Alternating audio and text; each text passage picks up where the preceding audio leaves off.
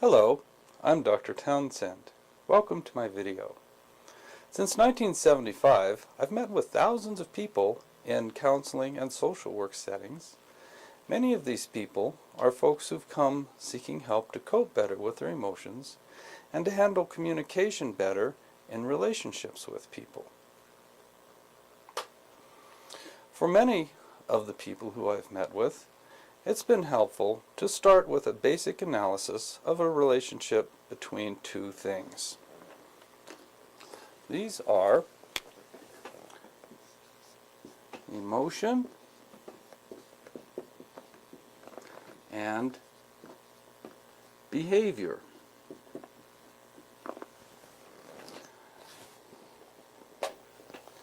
Now, emotion, of course, is the feelings that a person has on the inside. Emotions are the feelings inside one's body, inside one's mind. Other people can't be aware of a person's emotions unless a person somehow shows those emotions. Now, behavior is, of course, the actions that we do with our body to interact with the rest of the world. Emotion might be considered an internal state. It's what's going on the inside of the body and the mind. Behavior is more an external state. It's what we do to interact with the world outside of ourselves. Most folks look at the relationship between emotion and behavior in a very good, solid, common sense, workable manner. It goes something like this. Some sort of an event occurs in the environment and a person perceives it. Based on the perceptions of what is going on in the environment, a person has an emotional reaction. Whether it's something that's occurred at home or at work or at school, at the store, driving down the street, we see things, we perceive things going on around us. We have emotional reactions to the things that we perceive going on around us. Based on the emotional reaction to what we see going on around us, some sort of behavior inevitably follows. For example, if there was something going on in the environment to which a person has a positive emotional reaction, such as happiness or pleasure, the behavior that follows the emotion is typically something intended to keep the good thing in the environment going so that the good emotions can reoccur or continue. If what has occurred in the environment, what we perceive in the environment, is something to which a person has a negative emotional reaction, unhappiness, pain, frustration, things such as that, then typically the behavior that follows is a behavior that's intended to get that unpleasant thing in the environment to stop, to go away, so that we don't keep re-experiencing the negative emotional reaction. The behavior that follows emotions is not determined really by what's going on in the environment. The behavior that a person uses is determined by a person's emotional reaction to what's going on in the environment. One person who, for example, likes chocolate pudding, if you were to hand that person chocolate pudding, that person would say thank you and would eat it. Another person who doesn't happen to like chocolate pudding, if you gave that person chocolate pudding, they'd be likely to gently push it away and say, no thank you, may I have something else? It's not the chocolate pudding itself that causes a person to either push it away or to eat it. Rather, it's a person's emotional feelings about what they see in front of them. Of course, chocolate pudding is just one small example of a bigger picture, but the basic idea is there. If a person likes what they see, then the behavior that follows is determined by the fact that they like what's going on. If a person does not like what's going on in the environment, then the behavior is going to be completely different. One event in the environment, one person might have a positive emotional reaction, and their behaviors are going to seek to continue that thing in the environment.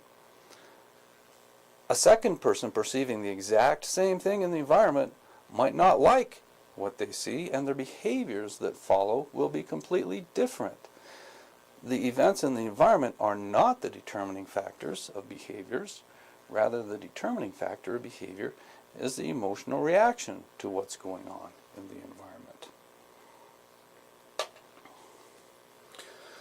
That's a very good, workable, common sense way of looking at the relationship between emotion and environment. It's got some depth, it's got some meaning, it's easy to understand. It's the way that most people tend to look at the relationship between emotion and behavior. There is a deeper level to the relationship between emotion and behavior. Now, this deeper level is something that I think that most people already know, but they don't think about very much. It's just like people don't think about the good, typical common sense relationship. People don't think about it very much. People just follow that model. They just use it as the idea is just sort of a given. People don't think about it very much, but they know that it seems to be true.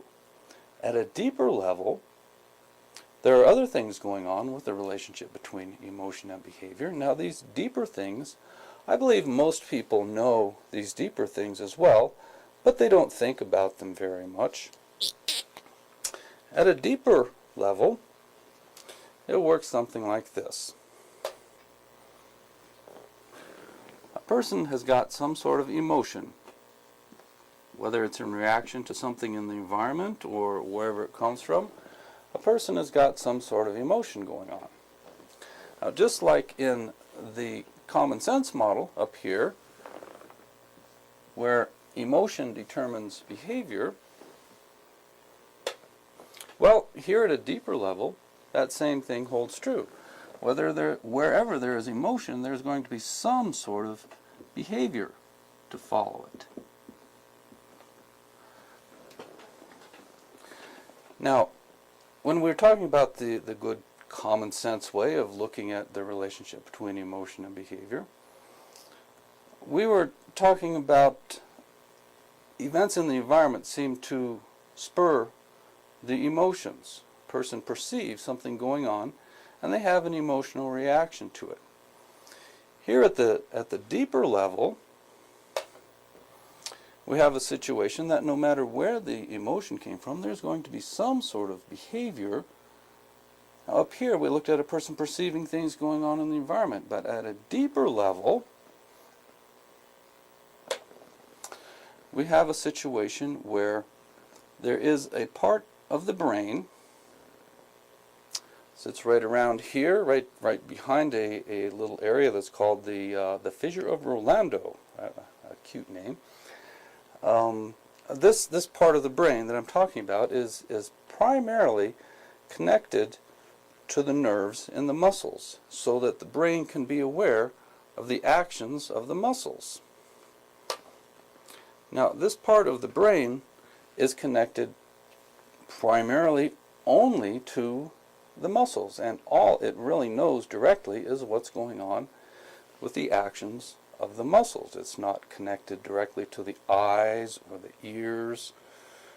It doesn't know actually what's going on in the environment except by interpreting the behaviors that the person is using.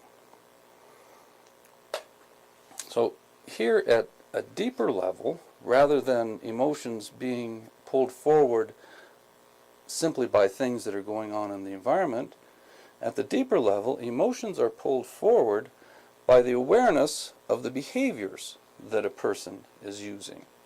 The perception of one's own behaviors, now oftentimes it's a subconscious process, it's a very automatic process, but people are aware of their own behaviors. The behavior itself, the awareness of the behavior itself, leads to some sort of emotion. Now, as up here in the good common sense model, again, emotion is followed by behavior. That's the way human beings tend to work. Our emotions are followed by some sort of behavior. So down here at the deeper level again, we have some sort of emotion going on. Maybe it's been brought on by awareness of behavior, but there's some sort of emotion going on, and as there is an emotion, there is going to follow some sort of behavior. Now, as that part of the brain that's connected to the muscles to be aware of the actions of the muscles, as that part of the brain perceives this new set of behaviors that are going on, the perception of those behaviors itself is going to lead to some sort of an emotion. In the common sense model, we have a situation that's called a linear relationship. Some sort of event occurs in the environment. The actual relationship between emotion and behavior, though, is that an emotion occurs, a behavior follows the emotion, the behavior deals with the environment, case closed, until something new comes up in the environment. It's a linear model. It's closed-ended. You have an emotion, you have a behavior, case closed, until something new external to a person changes.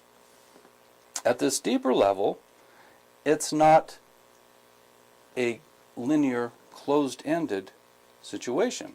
What we have is a cycle going on inside a person, going on inside each and every person, a cycle going from emotion to behavior to emotion to behavior, constantly, round and round, 24 hours a day. This cycle even occurs when we're asleep at night. Some common examples of this cycle, common examples that people have come to my office seeking some help with, are people come to me saying, Dr. Townsend, when I feel angry, I find myself doing or saying mean things. Or people come to me commonly also saying, Dr. Townsend, when I feel sad, I find myself withdraw from people, avoiding people, avoiding contact. Now, some people, when they get angry, they say or do mean things. Some people, when they're sad, they become withdrawn and avoidant. Some people, of course, when they're angry, they become withdrawn. Some people, when they're sad, they start to say and do mean things.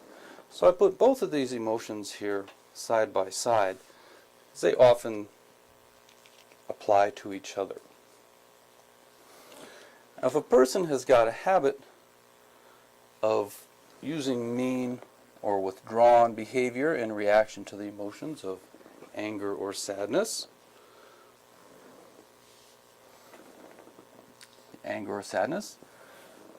triggers the behaviors. As the brain becomes aware of the behaviors, particularly with these types of behaviors, mean behaviors or withdrawn behaviors, as the brain perceives those behaviors, not knowing what's going on in the environment, but just knowing what the behaviors are, behaviors themselves will typically lead to an increase of anger or sadness. Now, of course, as the sense of anger and sadness increases, the behaviors increase. Person becomes more mean or withdrawn. As the brain perceives the increase of mean and withdrawn behaviors, it affects how the person feels. And you generally will see an increase of the emotions of anger and sadness. Now, as anger and sadness increase, the behaviors increase. So you see an increase of the mean and withdrawn behaviors. And as that increases, the emotion increases. As the emotion increases, the behavior increases. And so on, round and round, to where it's no longer a nice, tight, neat little cycle. But what you've got is what I like to use an analogy for as a snowball. It grows on itself. It feeds on itself. It gets bigger and bigger the longer it continues going. Now, all of this is going on just inside one person. Let's imagine this little snowball diagram being drawn off to the side to represent a second person.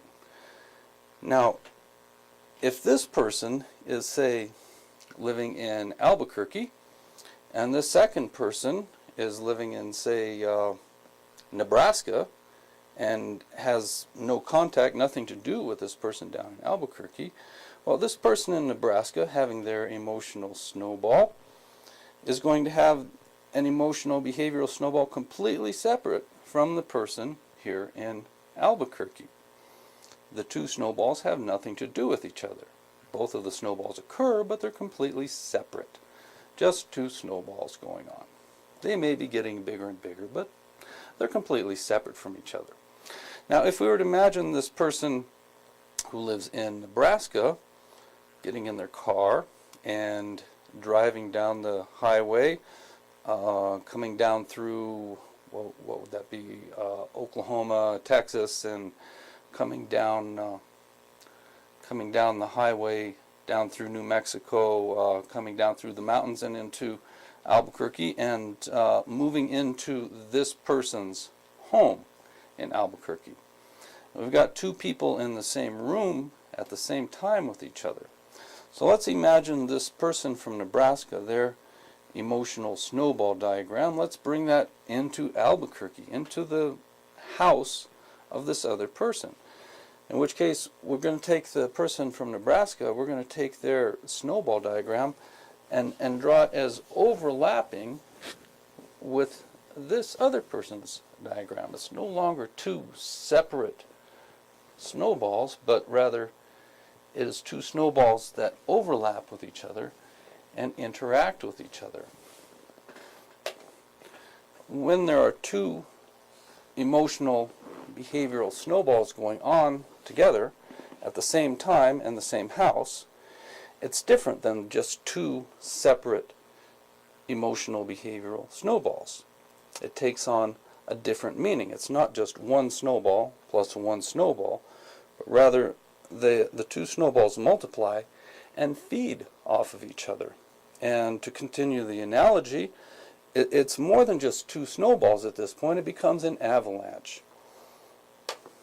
It's a mass crashing down the mountainside, knocking the trees and the rocks out of the way, taking no heed for how a person feels, how another person feels, not even taking heed for how one feels inside oneself, really, but just simply wanting to express these emotions through these behaviors,